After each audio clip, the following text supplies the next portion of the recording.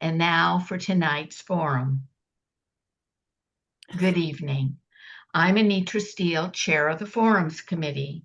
Welcome to our forum for Missouri's United States House of Representatives District 4. This forum is sponsored by the League of Women Voters of Kansas City, Jackson, Clay, and Platte counties. This forum will be recorded and is available on the League's website, lwvkc.org, and on YouTube. The League of Women Voters is a trusted, nonpartisan organization whose members do the hands-on work to safeguard democracy. While we neither endorse nor oppose candidates or political parties, we are directly involved with sharing the important issues. Our mission is to empower voters and to defend our democracy. We envision a democracy where every citizen has the knowledge, the right, the desire, and the confidence to participate. Our membership is open to everyone. I'd like you to know the League members volunteering with me tonight. Cindy Schmidt is the timekeeper, and our Zoom is monitored by Terry Lane. The public has sent in the questions via the League's website, lwvkc.org. Tonight, we welcome our moderator, Charlie Keegan, KSHB political reporter. Welcome, Charlie. Take it away. Thank you so much, Anitra, and thank you all for joining us. I'm delighted to be here for the candidate forum for Missouri's 4th congressional district. Each U.S. representative is elected to a 2-year term serving the people of that congressional district back in Washington, D.C. Representatives will introduce bills, resolutions, offer amendments, serve on committees. The House has several powers assigned exclusively to it. It includes the power to initiate revenue bills, impeach federal officials, and elect the president in case of an electoral college tie. So tonight, we'll hear from the candidates running for Missouri's 4th district. These forums usually last about 2 hours. I'm going to ask each candidate the same question. The public submitted these questions to us for tonight's forum. And we've randomly determined the order in which candidates will answer each question, so it'll change when we get to each question. I'm giving candidates 60 seconds, 1 minute to answer the question, and then you'll have 2 minutes each for a closing statement at the end of the forum.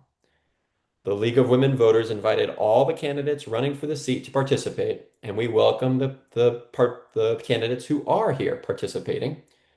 Mark Alford is the incumbent and representative for District 4. He is not able to be with us tonight. There are Republicans who are competing with Mr. Alford in the primary in August. You'll see them with an R in the parentheses behind their name. And there are 7 Democrats competing for a spot in that November election. You'll see them with a D behind their name. Mr. Holbrook is a libertarian, and he's running unopposed in the primary election this August. So thank you all for being with us. Candidates, I've got 1 or 2 ground rules for you. Please answer the question that I give you and stick with that question and topic. I'm not giving any rebuttals tonight, but if you feel like there's something that you need to go back to, keep it in mind and save it for your 2-minute closing statement at the end. How this works is we got a whole long list of questions. The first one is just about you, and then the others are about specific topics. I'll tell you who's going to answer the question first, then read the question, and then I'll read the question right before each person answers, so you got it ready to go. So Jordan Herrera gets to be the first to answer a question for us tonight, and then everyone else will answer this question after him. So Jordan, please introduce yourself and tell us what qualifies you to represent District 4 in Congress. Sure. Good evening, and thank you all for being here with us tonight. My name is Jordan Herrera. I started out in poverty in Sidney, Nebraska. That's the western panhandle of Nebraska. I began life with a GED, and it felt like the American dream was going to be foreclosed to someone like me. After nearly 16 years of service in the United States Air Force as a biomedical and clinical engineer, eventually I would graduate my skills to building healthcare infrastructure for the United States Air Force. I came encountered with PTSD. This was after leading Whiteman Air Force Base through COVID pandemic response, but I didn't give up.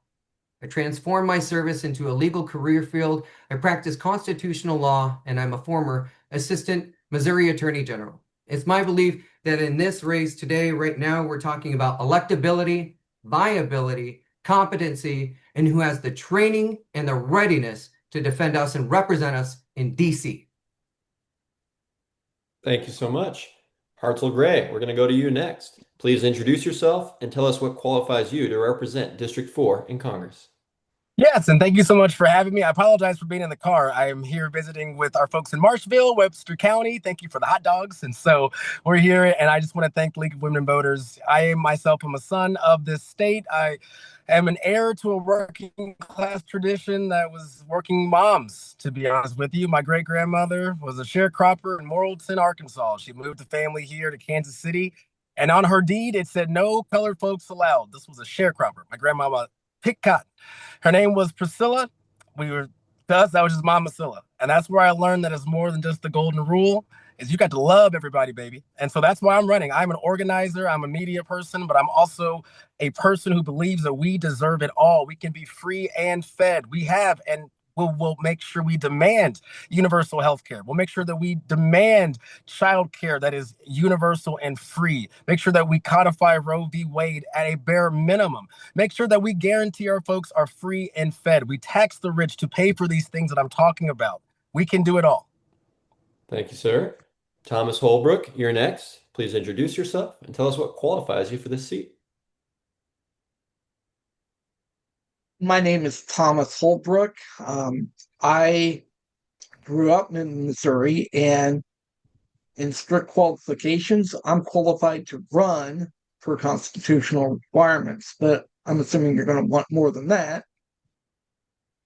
Yes, please. Unlike a lot of career politicians, I work a regular 40-hour-a-week job, so I understand the struggles that people go through living paycheck to paycheck. But I also have the unique perspective of understanding what happens when we overly rely on government to solve all our problems. And the next thing you know, we're taken hostage. One example being abortion. Roe v. Wade was overturned, and then Alabama endangered IVF. Regardless of how you feel about something, there needs to be the question of, should the government be the last instead of the first? Thank you.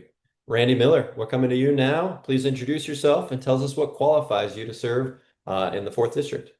Thanks, Charlie. Yeah, I'm running as a common sense Democrat. First time I've run for office, and I was spurred to do so when Mark Alford wanted to put a detention center near my backyard. I live in Lone Jack on a small horse farm, so I appreciate the farmers. I appreciate the farmers, and I've been in radio my entire life. I did 15 years as a morning show host on Q104, so I've got the communication skills that I need, and that needs to be there to defeat somebody like Mark Alford. And for the last 15 years, I've hosted a radio show, a nationally syndicated radio show for active duty military veterans and their families called the National Defense. So I certainly have a heart for veterans, a lot of veterans, a lot of farmers in the 4th District, and I want to help them with health care. I want to help them with affordable living. I want to help them to get over a lot of the hurdles that have been placed on them by the government. Thank you. Heather Shelton, we're coming to you now. Please introduce yourself and tell us what qualifies you to serve. Thank you. My name is Heather Shelton. I am a Cass County resident. I am a 4th District Missourian, and that is being a 4th District Missourian and a resident. I'm a mother. I am the daughter of an educator. I'm a real estate agent. I'm an entrepreneur, and I am somebody that I would elect to represent myself. I'm a lifelong public servant. I've served on charter review boards. I'm a Girl Scout leader. My heart is in public service. I also work as a substitute teacher. I believe strongly that investing in our youth is the most linear and effective way to ensure a good future for all of us. Qualifies me. I think qualifications is a beautiful conversation right now because so much of our collective federal and state representation are not coming from being lifelong politicians. So we, as George Washington said, it is time for the next great citizen to stand up. And I love that we have such a full class of citizen representatives willing to do the work. I see the work being done, and I'm happy to be a part of it. Thank you. Wayne Russell, you're next. Please introduce yourself and tell us what qualifies you to serve in the 4th Congressional District. And Wayne, you're on mute.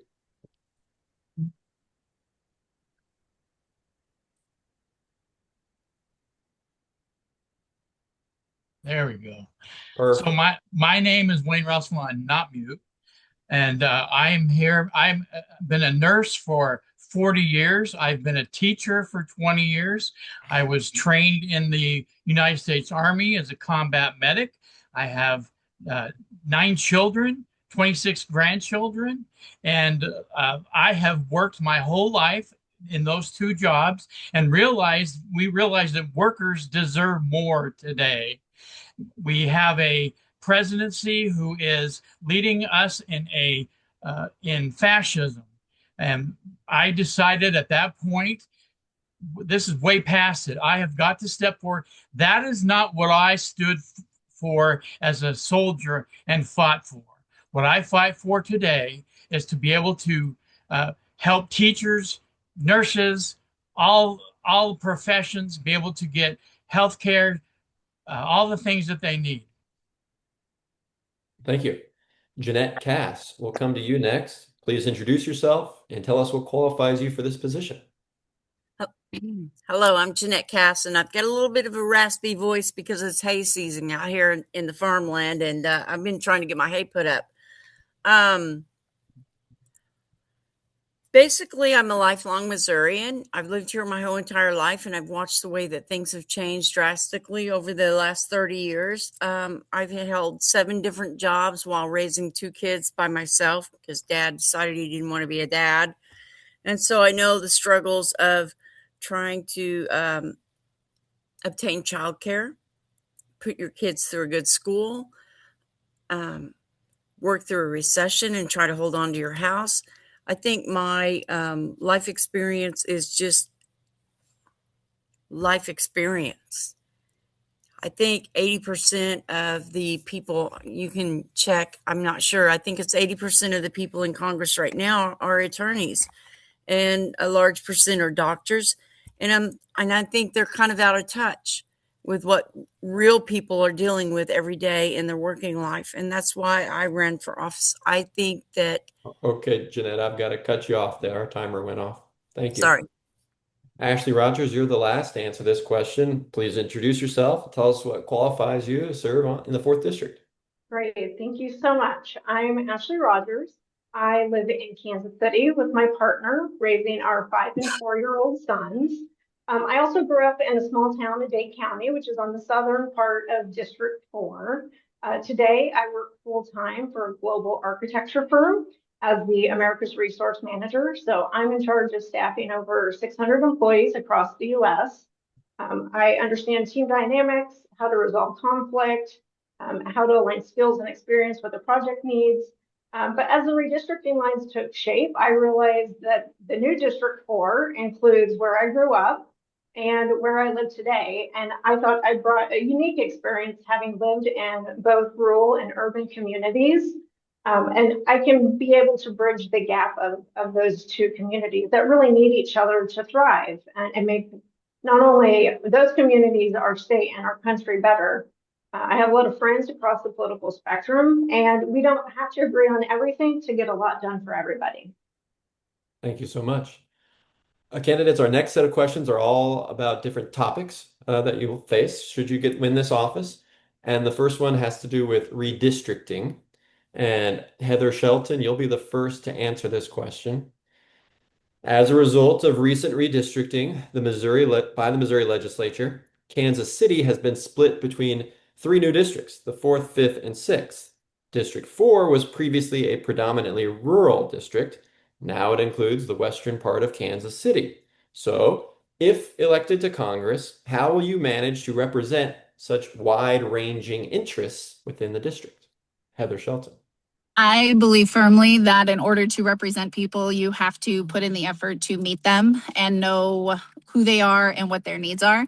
I would work very hard not to ever be so presumptuous as to assume that I know the needs of any region or demographic. So we have been traveling the fourth district and learning what those specific needs are.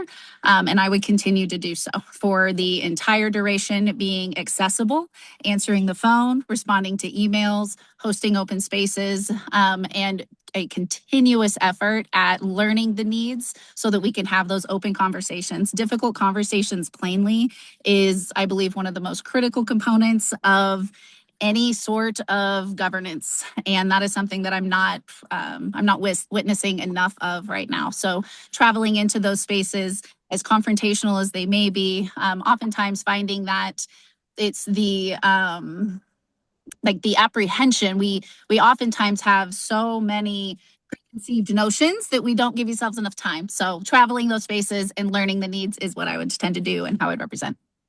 Thank you so much. Thank you. Jeanette Cass, you're next. If elected to Congress, how will you manage to represent such wide-ranging interests in the district? Well, I'm a lifelong Missourian, so I understand rural and urban and suburban. And I ran in 2024 against Mark Alford, and we had urban counties in the district. I understand the needs. I did spend about 10 years living in Springfield, which doesn't compare to Kansas City, but it's, my urban experience. So I understand the needs of both. And I think bringing up just my core value issues, how I want to take care of everybody, not just one particular section of the state. I think I want to look after, excuse me, hay fever. I want to look after the entire county or district together.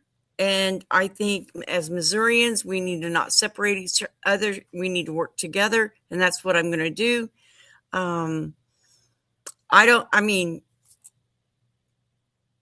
There's no district that's better or worse than any other district in the state of Missouri. And we all just need to work together. And that's what I'm willing to do. Thank you very much. Wayne Russell, we're coming to you next.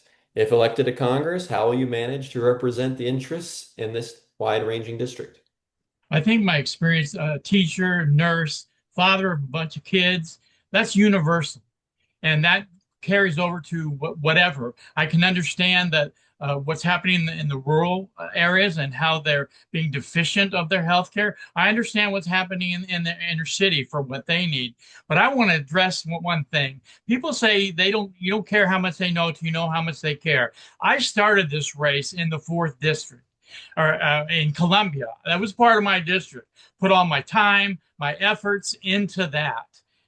All of a sudden, I'm not there, and I love going out to where I'm going, but what they've shown me at the government level is that they don't care about what the candidate's going through.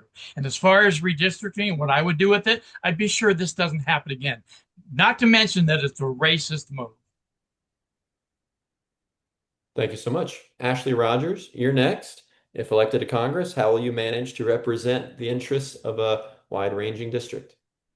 Sure. So as I said in my introduction, I was both raised in the rural southwest of Missouri, southern part of District 4, but I also choose to live in the urban core of Kansas City today. So I intimately know both of those communities very well. I have very strong ties to both. And I know how to build teams of experts to focus on economic growth, our infrastructure investments. That is not urban or rural. Those two need to work together, and it's not a one size fits all. So we need to get the right experts to the table to help address those policies. We can draw lines for districts, but really our day to day is about growing our communities that doesn't have lines and is watching out for our neighbors. Thank you so much. Thomas Holbrook, you're next. If elected to Congress, how will you manage to represent the wide-ranging interests of the district? For starters, introduce a constitutional amendment that would end this gerrymandering and require each state to have a nonpartisan committee draw up election maps going forward. This gerrymandering is not okay. It's not fair to everybody. But I would also be open to listening to everybody from multiple walks of life. Be available for town halls and not disappear when things get uncomfortable. Those sorts of things. You're supposed to represent a part of Missouri or a part of district of the state in which you're in. So being available to have feedback, and I'll do it in as efficient way and open as possible, but definitely get rid of that gerrymandering. Great, thank you. Hartzell Gray, you're next here. If elected to Congress, how will you manage to represent such wide-ranging interests in the district? Yeah, well, campaigning, like organizing, of which I come from, it is relational. It's meeting our folks at their level. It's being transparent. I'm here now in Webster County. And again, thank you for the hot dogs for our incredible folks here. It's also making sure that we have a campaign that reflects the beautiful melting pot that is our district. We are a movement that is resonating. We believe that no matter what artificial boundary says, no, you deserve it all. You deserve universal health care and housing. You deserve guaranteed job. You deserve to know that your tax dollars aren't not going to service of ethnic cleansing. We are a movement that has been endorsed by Congressman Ro Khanna. We are a movement that has amassed thousands of volunteers, a movement of over $225,000 that we have raised all grassroots. I don't take a dime of that. Our average donation is $23. This is a movement that resonates. We are a working class movement. So I will work with anybody, as Malcolm X says, who wants to do good and nobody that wants to do bad. I'm so honored to be endorsed by Ro Khanna, who has shown with his work with Thomas Massey how we can get things done with multiple interests. Thank you. Jordan Herrera, you're next. If elected to Congress, how would you manage to represent these wide-ranging interests? Right. So when my team and I go to DC this December, we're ready to represent the district because we've already put 40,000 miles on the vehicle. I just took my 25th trip out to Barton, Missouri. Not Barton specific, but in that region, Lake of the Ozarks. I've been everywhere in this district, not just the current fourth under the gerrymandered fourth, but the old fourth too. I've been to over 24 counties, and we're not stopping. Next, whether you're suffering with housing, healthcare, education, or food security, those are the persistent problems that plague us all. Housing is unaffordable whether you're in Stockton, Missouri, Lebanon, Missouri, Marshfield, or here in Kansas City. Higher education is out of reach for too many, and food insecurity is rampant. More and more food deserts pop up, which leads me to this: peanut butter cookies. It's how we build our memories, those recipes that we remember our family members. That's how the economy is impacting us. That's how we have to talk about the issues, bringing it back to the home, back to the kitchen. That's how we build those memories out. Thank you. Lastly, on this question, Randy Miller, if elected, how will you manage to represent all the wide-ranging interests of the district? All of a sudden, I want a peanut butter cookie so bad. Uh, yeah, it's a great question, Charlie. And I got to be honest with you. I have heard from everybody doing a radio show for 15 years, doing a morning show. You hear from everybody everywhere, and you hear what their concerns are and what their problems are. And the other part of that is I don't think we can be defined by geography because at the end of the day, everybody wants the same thing. Everybody wants health care. Everybody wants to be able to pay their light bill. Everybody wants to pay for a gallon of gas and buy groceries. Everybody wants their kids to be okay. And those are the things that affect everybody. It's not a district thing, although the redistricting is sickening. It's something else that's just been shoved down our throat. I was supposed to be in a parade in Sedalia for the 4th of July, and they let me know 3 days before that, hey, we're not in your district any longer. But I said, can I still be in the parade? And so I was. Thank you. Our next topic for this question is Social Security, and we're going to start with Wayne Russell. He'll get us started. So, some Treasury trustees have predicted that Social Security funds could run out in 2035 if nothing changes there. So, as a member of Congress, what changes would you support to maintain this support for the elderly and disabled? Wayne Russell. Thank you. I don't know if anybody else here is on Social Security but me, but maybe Randy. I don't know. But I know the fear that people have. As I work as a nurse, I'm in long-term care, so I work with the elderly. I know the fear that in 6 years that's going to be gone. And in the same breath, and that with the fear that that's going to be gone, in the same breath, we're spending $1 billion a day on a war. We've spent billions of dollars on totally created things. The man who's running the country today. We need to recapture that money. There's plenty of money. We need to recapture that money, and we need to get those in the country who we seem to not like. There are some individuals who, like Warren Buffett, he's donated $60 billion. We need to collect all that money and put it back in this pool that actually shouldn't be a problem, because we put this is like a bank, we put into it so that we could take out of it.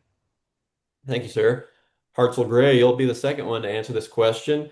If elected to Congress, what changes would you support to maintain Social Security for the elderly and disabled?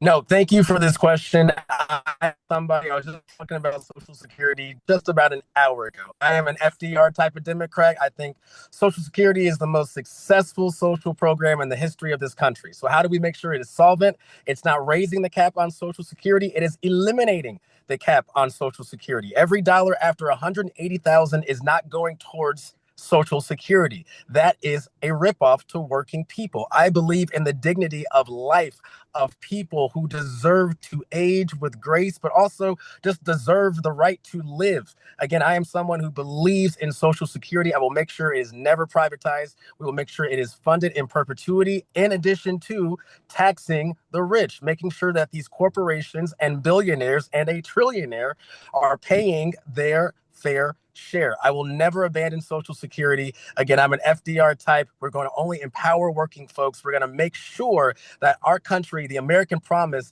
is upheld, because part of that perfect union, that pursuit of happiness, is aging in grace. Thank you. Thomas Holbrook, you're next here. If elected to Congress, how will you, or what would you support to maintain Social Security for the elderly and disabled? I honestly would not try to seek to end it at this moment.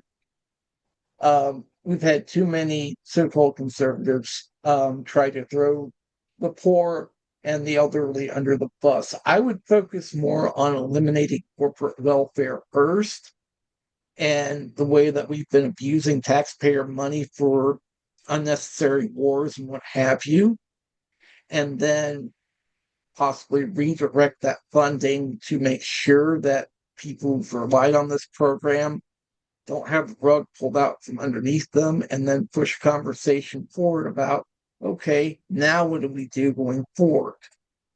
So that's what I would primarily focus on. Thank you. Randy Miller, now to you. If elected to Congress, what changes would you support to maintain Social Security?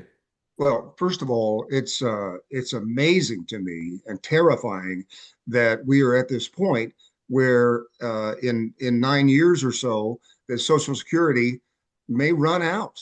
I mean, is anybody minding the stores? Anybody watching, paying attention? I mean, how do you let it get to the point where this great system that we've had of Social Security for years and years and years, and in 9 years could end? I mean, I think that's actually the bigger problem here. I'm close to maybe being able to collect, and I'm finding out some things about Social Security that kind of blow my mind. Like, you got to pay taxes on it. What? I pay taxes already. I mean, there's just some parts of Social Security that really need to be looked at. But somebody needs to be making sure that these kind of things, these kind of monumental things that have held people in place for so many years, do not end, and do it in a timely manner. Thank you. Jordan Herrera, you're next here. If elected to Congress, what changes would you support to maintain Social Security? So the changes that we must make is, number one, we have to remove the cap on how much people contribute into Social Security annually. When 2% of our Congress today actually comes from a working class background, that's the problem right there. We need people who actually rely on these systems and have family members who rely on these systems to represent us. Number one, I think we need to be serious about how our electoral system has come under attack. And in this way, moving forward with the John Lewis Voting Rights Act and moving to ban gerrymandering so we have fair representation in our future is a part of this. Under the One Big Beautiful Bill, passed in 2025, $450 to $500 billion was returned to the top 5%, 1% in corporations. We don't have a money problem. We have a morals, ethics, and priorities problem. And today, when the 400 wealthiest families in America pay 8.2% in effective tax rate, meanwhile, those who make less than $50,000 pay 12%, we have to fix these systems, and we have to do it by taxing AI, servers, data centers, processing, and consumption usage of them. Thank you so much. Heather Shelton, we're coming to you next. What changes do you support to maintain Social Security? Thank you. So I believe that one of the biggest issues that we have in one of the biggest issues we have overall is that essentially it is one large coffer. So all of the money goes into a large space and then gets reallocated out for funds. The very idea that Social Security had ever been taken from or borrowed against or utilized in any other way is an absolute atrocity, and that alone should not happen. I believe that tax transparency and knowing that where our tax dollars go will be the first, not just our tax dollars, but our tax dollars is in the money that we put into the coffer, where it is being reallocated.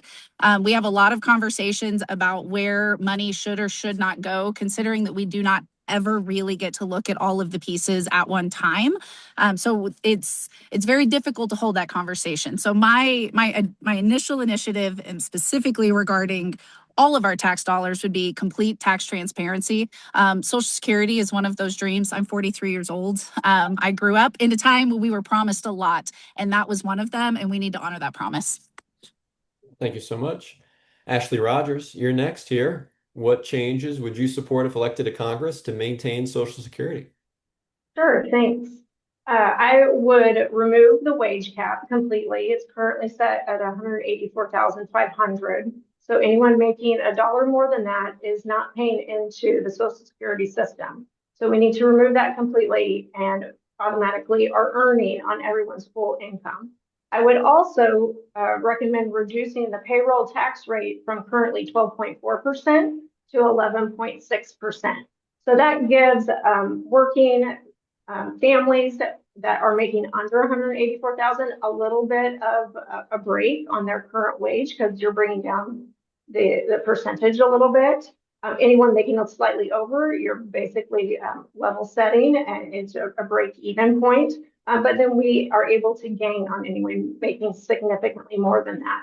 I would not support raising the minimum age. People are ready to collect on their benefits that they've been paying into, as they should. And as they exit the workforce, we make room for our new grads to enter the workforce. Thank you so much. And lastly, on this question, Jeanette Cass, what changes would you support to maintain Social Security? Well, of course, we got to do away with the wage cap. And yes, I am on Social Security now, and I have a small retirement from working at the United States Postal Service. We had a investment program that we can invest in. Excuse me, throat. And I've watched over the 30 years that I worked at the Postal Service where the Wall Street went up, went down, went up, went down, and people lost their life savings. And there was no way for them to make it back. Social Security is there so that everybody has at least an ample opportunity to survive.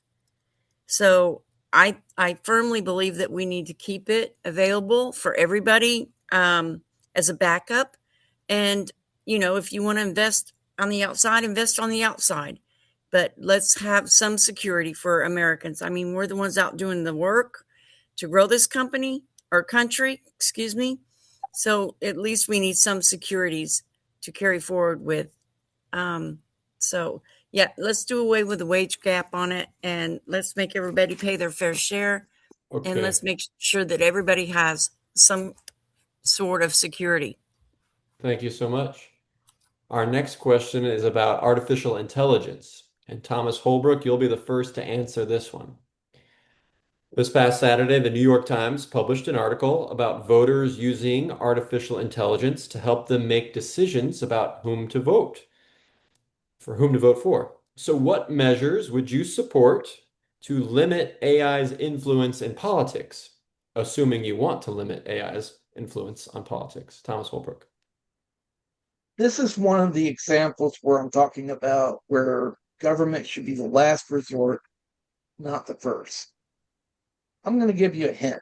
AI is not going to take your job. You can, if you look, you can find stories of a lawyer who got in hot water for trying to have Chat GPT do his work for him. Everything it cited and whatever brief it wrote was fictitious.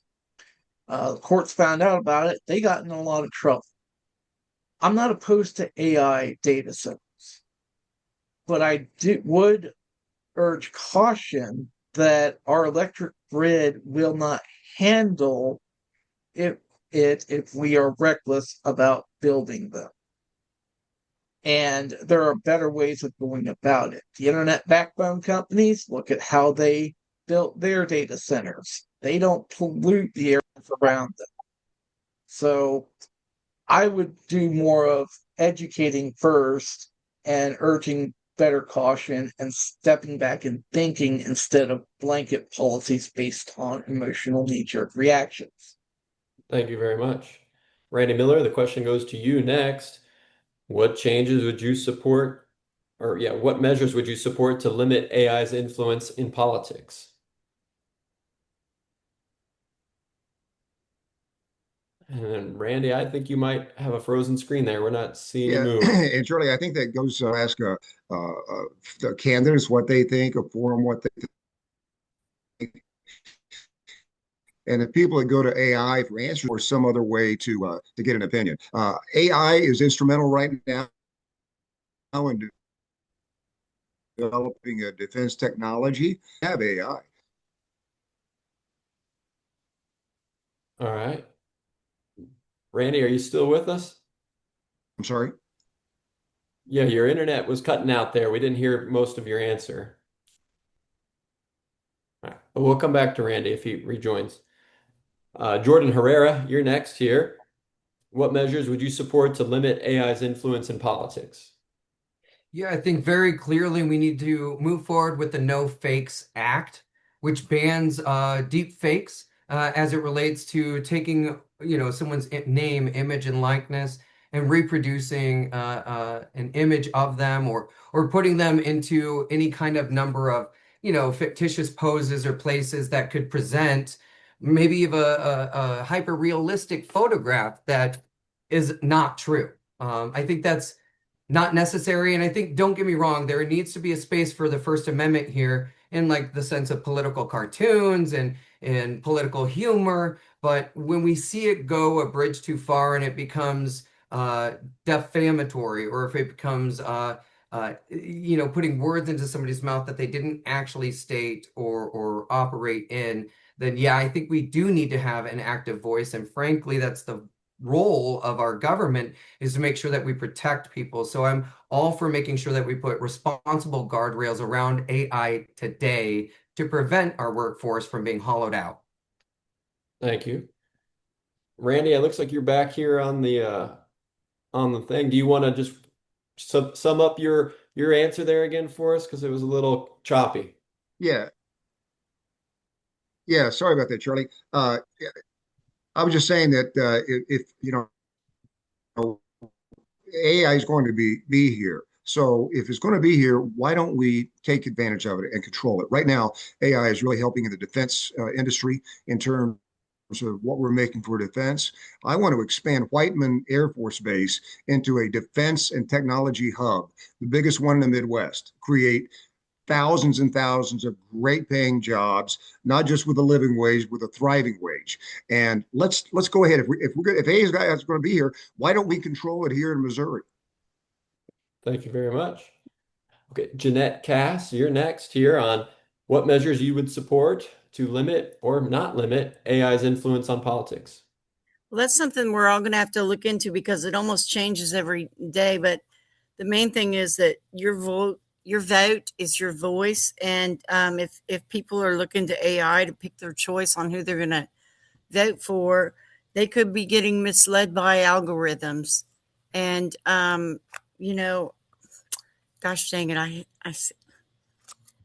we all have to do our own homework to figure out who we want to vote for and what issues we want to support. And just giving it up to AI is not, in my opinion, something that we should just throw out there. We do need some kind of monitoring system, and that's something that I will work diligently on.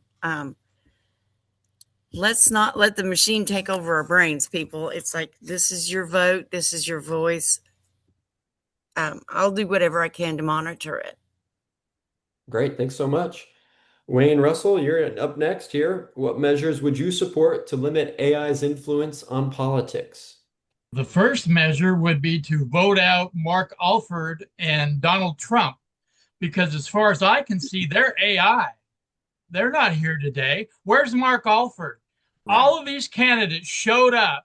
And where is he? I don't know if he's real. And unfortunately, the people do know him. They do know he's real. This is what I think we need to really spend our time. You know, we're going to talk about all the issues, and that's great. We're going to see that so many of us agree on everything. But this is coming down to competence and compassion. And I think that's what we need to, the competence is, we need to elect the competent people who know how to do things like healthcare and like education, who will know what to do when they're in there. And that's not Mark Alford and Donald Trump, because who knows where they're. I know where Donald Trump is. He's on a golf course. Thank you, sir. Hartzell Gray, you're next on what measures you'd support to limit AI's influence on politics. Absolutely. I'm a staunch anti-AI candidate. I think a great start as candidates is to refuse to use AI in any of our materials, to refuse to use AI in any of our captions. That's why I'm so proud that you will see on all my materials original content from yours truly, and also a union bug from a union printer. I am somebody who I believe the data centers are parasites on our community. They are leeches to our environment, to our pocketbook. We are wasting our clean drinking water to cool these machines that are going to take our jobs away. So I want to make sure that we are done with these data centers that are producing AI that's taking our jobs, weapons that are blowing up children, surveillance apparatus and flock cameras. I want all of this gone. So a moratorium is the least. The data centers that we have now, we should be owned at 100% as a public utility. And we should make sure that we punish and we take back the money that was used to put together these systems that are destroying our way of life. And I will do all I can to treat data centers and AI as the enemies and vultures that they are. Thank you. Heather Shelton, you're next on what measures you would support to limit or not limit AI's influence on politics. Thank you very much. For me, this is a twofold question regarding what I believe government's actual role in AI is. I do believe that we should address the Smith-Muntz Modernization Act of 2012 that was passed at the NDAA in 2013, which made it legal again for the government to use propaganda on the U.S. I think if we made that once again illegal, that would alleviate at least the intentional use by government to manipulate or confuse any Americans, specifically with AI. I do agree that we have seen a lot of that. I also believe that it is government's role to ensure that mega corporations cannot purchase utilities. So entire electrical grids, entire access to water rights. Those should not be corporately owned. They should be owned we should be able to have access to our resources at an affordable rate at all times. So there is a government role there in protecting that. Beyond that, I do believe that it is our job. We need to be doing a better job of making sure we have a broad access algorithm. We are searching left, right, center, and we are exposing ourselves to information. Thank you very much. Thank you. Ashley Rogers, you're last on this question. What measures would you support to limit or not limit AI's influence on politics? Great. So at my current firm and my job, we deal with this every day in the creative world of architecture. And we need to be cautious. It is a tool that's advancing, but we need to do it responsibly. As it relates to politics, I actually did a test on this earlier. I put something in ChatGPT and I said, here's what I'm thinking, flip the script on me for a political campaign. And it came back and says, I can't do that. I can't offer an opinion. I can offer facts. Please rephrase. And I'm like, oh, that's interesting. Okay, so there are some guardrails here. We need to expand those. And we need to make sure those are publicly well-known and vetted. And that's where the government's role steps in to really make sure those guardrails are being monitored appropriately. My biggest concern is holding companies accountable for the resources they use with the electricity consumption as well as water consumption. They can do this in an innovative way, still make a profit, and not drown our community's resources. Thank you. Our next question has to do with housing. And Ashley, you're going to be the first one to answer this, from last to now first. So, given that rent, housing prices, and everyday essentials remain at historic highs, exactly which federal policies will you support in the U.S. House to increase the local housing supply and directly lower the cost of living for working families? Ashley Rogers. Sure, I believe there is a bill currently in Congress that is looking to get passed. It's currently being held hostage due to the SAVE Act. And so we really need to enforce that gets voted and not be held as bipartisan, the Road to Housing Act. We really need to ensure that votes are being cast to push that through. What currently is happening is they're, for a lack of a better word, using it as a hostage tactic to try to push through the SAVE Act against voting rights. And they're trying to sneak it through. And we need to be transparent about that. And that's the role of Congress, is to step in and say that just because you're not getting your way and not willing to negotiate, when we already have a bipartisan deal on the table and throwing a tantrum, that's not going to fly. And we really need to step up as the people in Congress to make that known to the public. Thank you. Heather Shelton, you're next. What federal policies would you support to increase the local housing supply and lower costs of living for working families? I also agree that the holding hostage of the Road to Housing bill right now is inappropriate, to say the very, very least. Even within that bill, which it does address affordable housing, it is extremely low income housing at or around $100,000 are not things that you see very often right now in most real estate markets. So who could really benefit from that, or how could they benefit from that? Those are some questions that I have, but I do like where it is going. So that is something that I would delve further into expanding, making sure that we are not using tariffs or other tools driving costs of all of our supplies up. One of the major issues that took place in the cost of housing were supply chain issues. So costs of lumber, costs, just all of the components of putting a house together, those costs got driven up, in addition to the housing market inflation that also drove up prices. Thank you. Thank you. All right, Jeanette Cass, you're next here. What federal policies would you support in the U.S. House to increase housing supply and lower the cost of living for Americans? Well, I look at that housing bill that's up and getting snaggled because he wants to slam in that SAVE Act, and it kind of looks like a lot of the same old bullshit. Sorry for the language, but that's what it kind of looks like. I think the major problem we have is monopolies, and there are like 5 companies that own 8,000 houses in Kansas City. We've got to deal with the monopolies that are going on in our country because they're kind of taking over everything. And it's time to get rid of those. Our food, you said lowering costs of living. Our food is so monopolized. It's crazy. Farmers can't even farm. That the products that we need to get to grow your food for you is monopolized by 4 companies. Our meat that we grow for you is monopolized by 4 companies. You walk into the grocery store, everything from toothpaste to pasta salad is monopolized by 10 companies. We broke up Ma Bell way back when And we wouldn't have cell phones today if we had not broke up Ma Bell, because they were monopolizing the system. So I think that's the number one thing that we need to look into. Am I running out of time? You're out of time. I Yeah. can't tell. I don't know. You said there's going to be a light somewhere, and I don't see the light, so I apologize. Yep. Well, I appreciate it. I'll keep you on track. Where's the light? I I don't don't see it. I don't think there's a light, but there's a timer. It should be counting down in one of these panels on your screen. Yeah, I don't have that either, but okay, go ahead. Okay, Thomas Holbrook, you're next here on what federal policies you'd support in the U.S. House to expand the local housing supply and lower the cost of living for working families. The best thing that can be done is end the trade wars. We need to limit the president's ability to unilaterally impose tariffs without congressional approval. Those tariffs is what's caused the prices of many things to go up. Do you have any idea how much farmers have to buy that originate overseas to help raise their crops and their livestock? A lot more than you think.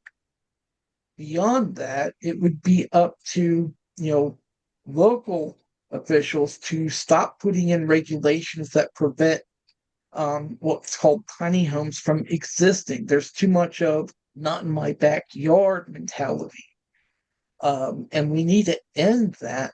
That would also help increase the supply of affordable homes, because not everybody needs a multi-story house with 5 bedrooms. We need to All be right. to the time Your here. time's up. Yeah. Thank you, sir. Wayne Russell, you're next on what federal policies you'd support to increase the local housing supply and lower the cost of living for working families. Well, we know that the Congress passed the 21st Century Road to Housing Act. And as a leader, you don't have to come up with all the ideas, but a leader needs to take all the information and put it together. That's what we really need. So this act, and there are countless, go from city to county, there are countless opportunities and acts that are there to be able to have housing for everybody. Instead, we're spending our time like we're doing in Columbia of being sure that the homeless, they can't stand on the street more than two times sequential that turns green. They get arrested for that. They spent money and time to get that through. Should have taken all that effort, all the efforts that we have, get back that money that's being wasted, and get all these bills that are out there, and a true leader will be able to put those together. Thank you. Jordan Herrera, you're next on what federal policies you'd support to increase housing supply and lower cost of living. Well, I think the one thing that I would like to mention is that what's worked in the past is not working for us anymore. So trying to rebuild what was already broken and non-functional, like Section 8 public housing, is just not sufficient. Nobody I know has ever found economic access to anything or any way to exit Section 8 housing. So for me, that's a non-starter. I'm advocating for a bring back of the Service Member Readjustment Act, or what was known before as the GI Bill. It's what we did to build the middle class in America. Now, Senator Alyssa Slotkin argues for a national emergency over the housing industry, and so do I.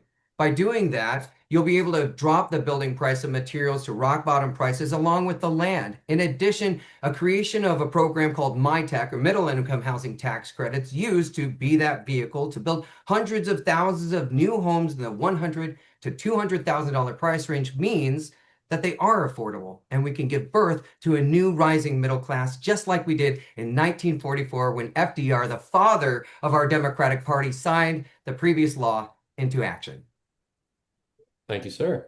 Randy Miller, you're next on what policies you'd expect or you'd support to increase local housing and lower cost of living for working families.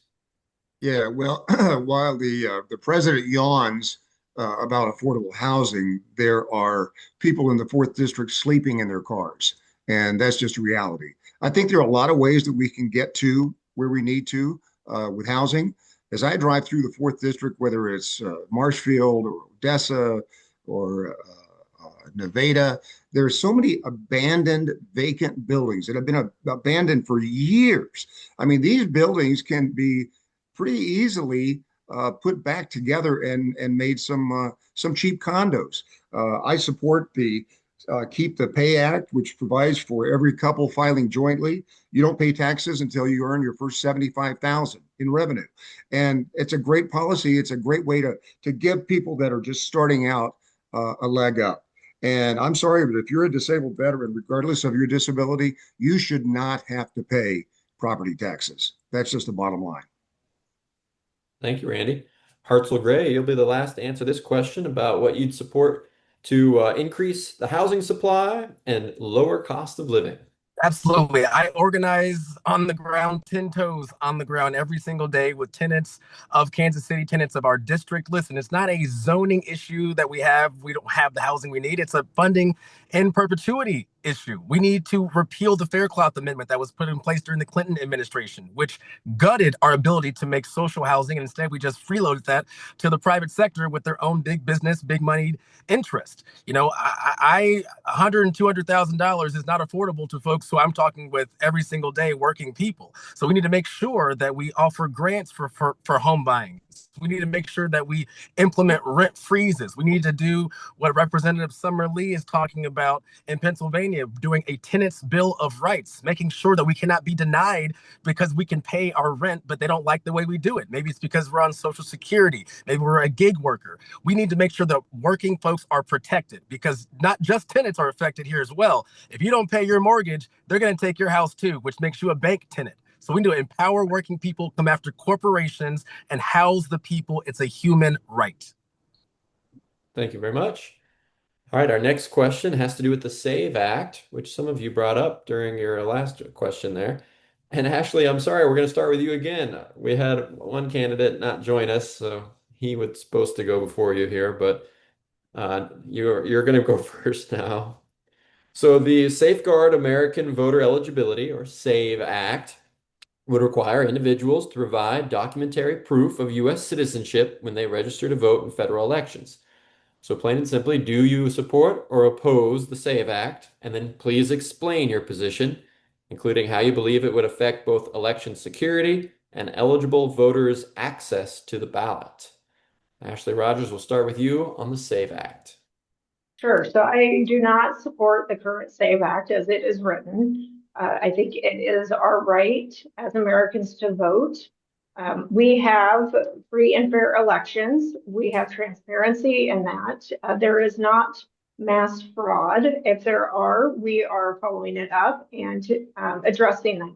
So I don't think there is this manufactured chaos that our elections are under some sort of attack.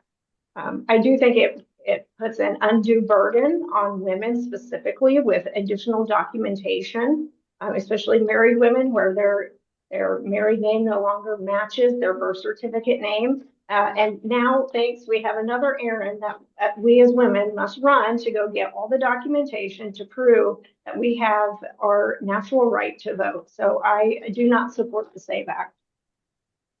Thank you. Jordan Herrera, you're next on our list here, whether you support or oppose the SAVE Act. So I've actually said this in numerous different ways, whether it's online and in person. The SAVE Act does nothing more than what's already been accomplished under the National Voter Registration Act of 1996 and the Illegal Immigration Reform Responsibility Act of 1993. This has already been done. This is just smear campaign tactic stuff using fear to make people, this sort of quote unquote, using their language from MAGA, the silent white majority, feel as though their voice is under threat when there is no threat. It's a manufactured chaos by the right. When in reality, these things have also been dealt with also at the state level, because let's remember, as we move forward, we need to elect people of competence who know how to advocate on these issues. In the 10th Amendment of our Constitution, elections are left in the reserve powers to the states, not to the federal government. So here's where we also need our states to stand up and say, we already have voter ID laws in place. We don't need this. And that's the truth. Thank you very much. Randy Miller, we're coming to you next on whether you support or oppose the SAVE Act, and explain your reason why. Yeah, I do not support the SAVE Act. And it's funny, Ashley, my wife had that exact same problem with her married name. And it took about 2 years actually to get that figured out and a lot of different agency efforts. So, yeah, I mean, whether it's what the special driver's license, your ID, uh, why do you have to carry around, 22 sets of papers just to go vote? It didn't used to be the case, and it's not the case now. And it is a lot of made up problems. It's funny to me that things that were going smoothly at one point, all of a sudden, they're problems. And I don't know. I don't think we need to have a new act or a new regulation every time something crops up and a certain party is afraid that they might lose power. And I think that's exactly just what a kind of a power grab this is. Thank you. Heather Shelton, you're next here on this one. Why do you support or oppose the SAVE Act? I have never met anybody that questioned that election integrity is not incredibly important. So I agree that this stance, it feels kind of like an attempt to federalize elections.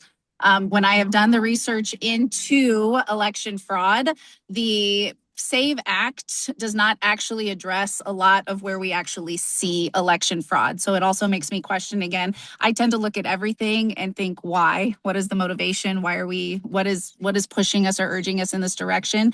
And these stated claims do not match what actually would be the outcomes of the SAVE Act. I am a woman. I have 3 daughters. The truth of the possible disenfranchisement of a lot of women having access to their right to vote. My right to vote is very important to me. It is very important on behalf of my daughters as well. So much so that we've had honest conversations. I have 2 daughters that are young adults about whether they should take a future husband's last name. And so it's having adverse reaction conversations across the board. I am also opposed to the current SAVE Act. Thank you. Thank you. Jeanette Cass, why do you support or oppose the SAVE Act?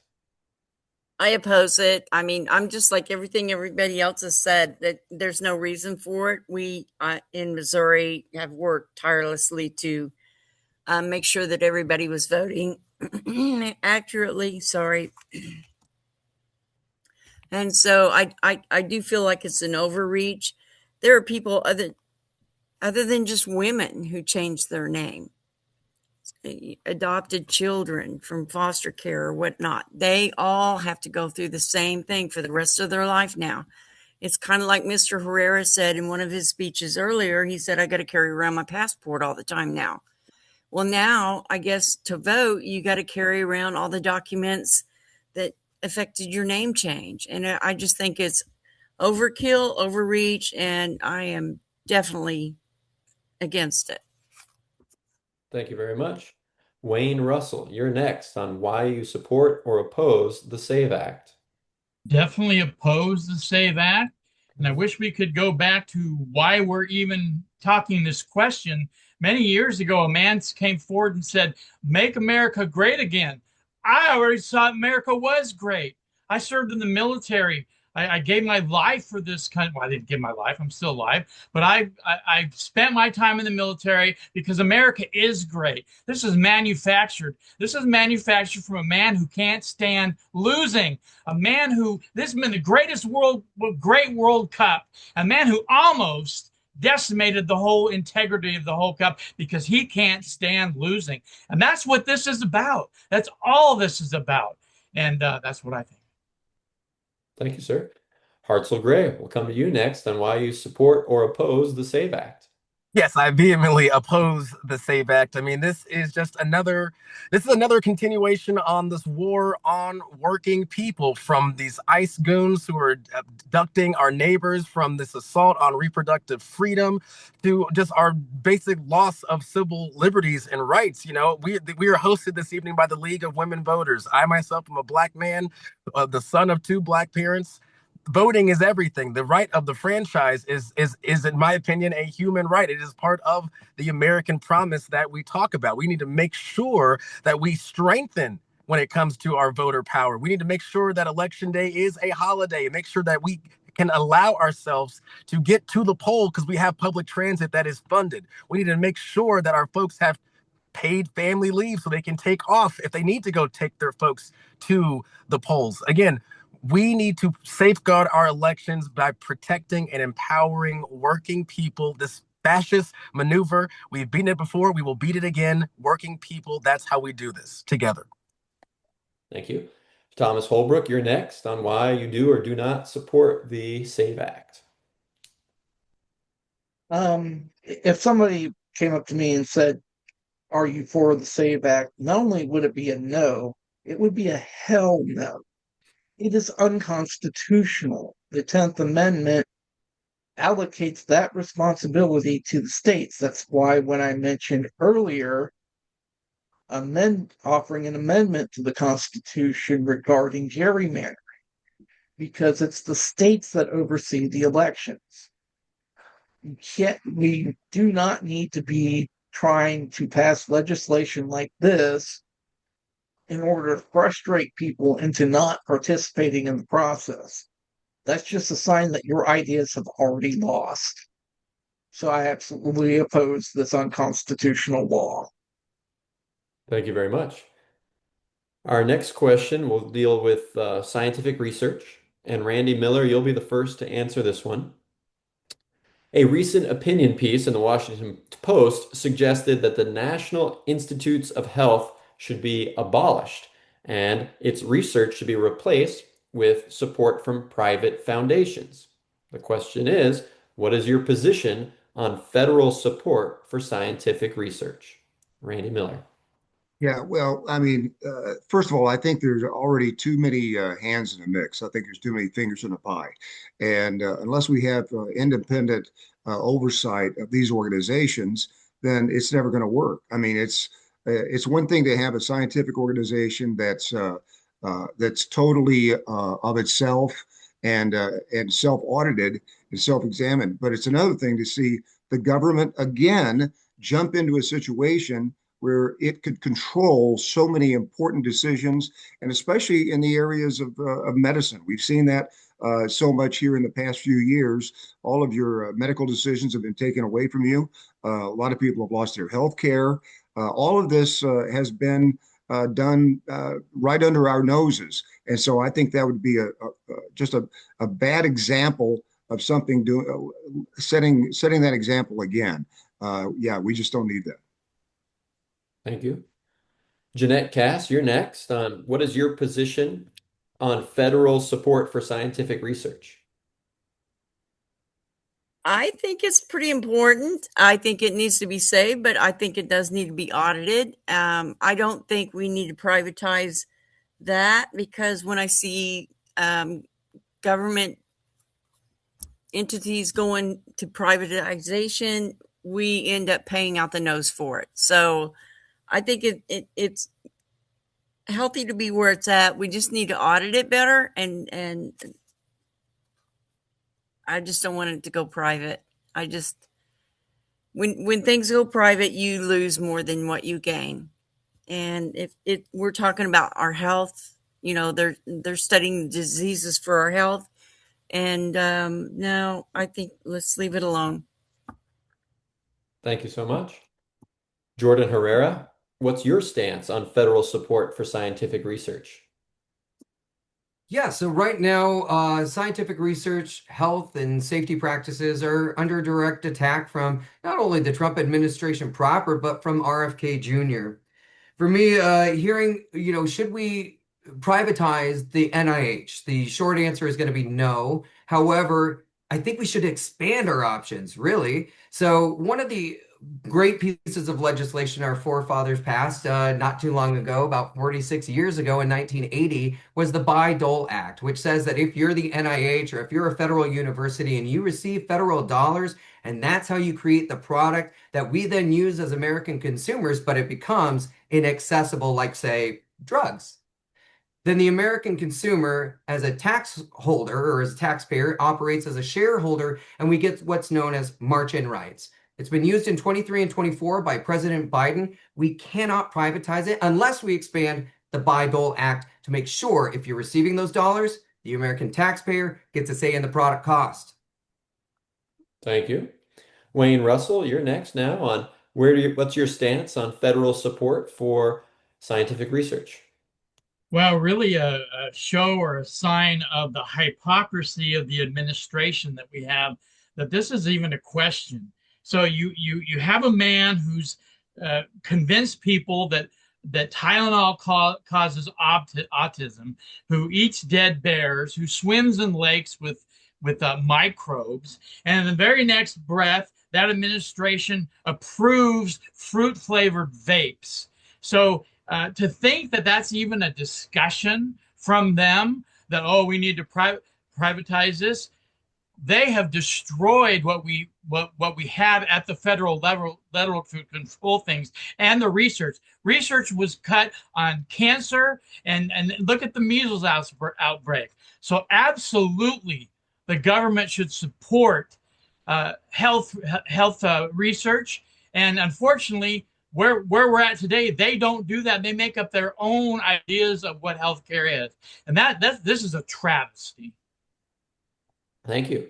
Hartzell Gray, you're next on your stance for federal funding for scientific research. Yes, absolutely. I think we should increase funding, and I will do everything I can with the power of the coalitions that we have in the halls of Congress, again, endorsed by Congressman Ro Khanna. We will make sure that the NIH will never be privatized, because that's going to actually kill people. I want to make sure that we aren't just negotiating certain prescription drugs. I want us to be in the business of negotiating all prescription drugs. We need to own, if there is any kind of public dollar going to these medications, this technology, we need to own that. I understand they need to make their, they need to make their startup costs back, but no, then that's ours, and we won't be on the whims of these PBMs, these middlemen for the big pharma. It is time for us to own what it is that we are putting in. Public health is public safety. This is paramount for a society. So yes, we should hone into these resources, make them better, expand, and then we own that. And then we make sure that these resources, technologies, these drugs and technologies are available for us, because we own it, not some shareholder or some bigwig who says that we don't deserve what's always been ours. Healthcare is a human right, just like our access to medication. Thank you so much. Thomas Holbrook, you're next on your stance for federal support for scientific research. Well, as you probably figured out, I'm not a fan of big government, but I'm also a pragmatist too. If we're going to have federally supported research, for starters, it needs to be nonpartisan. And RFK Jr. is not nonpartisan as far as I'm concerned, and I would not trust him near any patient. I see this as somebody who has been in the hospital when he was 6 years old and was even operated on when he was awake because there was no time to put me under. If we're going to do this, be nonpartisan, but also be less restrictive on what's allowed to be researched and what patients are allowed to try if they are able to give consent to have access to something that could save their life. I think there's too much red tape at times. We need to cut it, like we did when the COVID vaccines were coming out. Thank you. Heather Shelton, you're next here on your stance to use federal dollars on scientific research. Thank you. I am also hesitant. I'm opposed to big government. So the idea for me, 2 points. One, research and innovation from creative minds, passionate minds, those are typically private interests, right? So being able to, when you look at how, for example, genetically modified foods happened, it was a farmer in Mexico, not a governmental experiment. So when you have an entire passion for innovation and then you add government restrictions to that, sometimes it impedes our ability to really explore what the possibilities are. I do 100% believe that we should use federal funds for research and development. I also believe that anything that is federally funded, the product of that should come to the American people at an affordable price without question, and that specifically covers our pharmaceutical industry. I think one of the biggest things that impedes our access to that is simply the failure to regulate the industry and the costs associated with pharmaceuticals. Thank you. Thank you. Ashley Rogers, you're here now on your stance for federal funding for scientific research. Yeah, so I would definitely support federal investment in scientific research. The government should provide oversight to ensure that we have accountability for those programs, not dictating what is being invested in and the outcome of that, but really letting the scientific research give us the information to then turn and make policy in the best interest of the people. Private um, companies should definitely be incentivized to be innovators and fully support avenues for that, but also holding them to the same level and standards as we would for our government funded programs as well. We want to invest early in research, so we're not paying for it tenfold as a result of not investing in that research.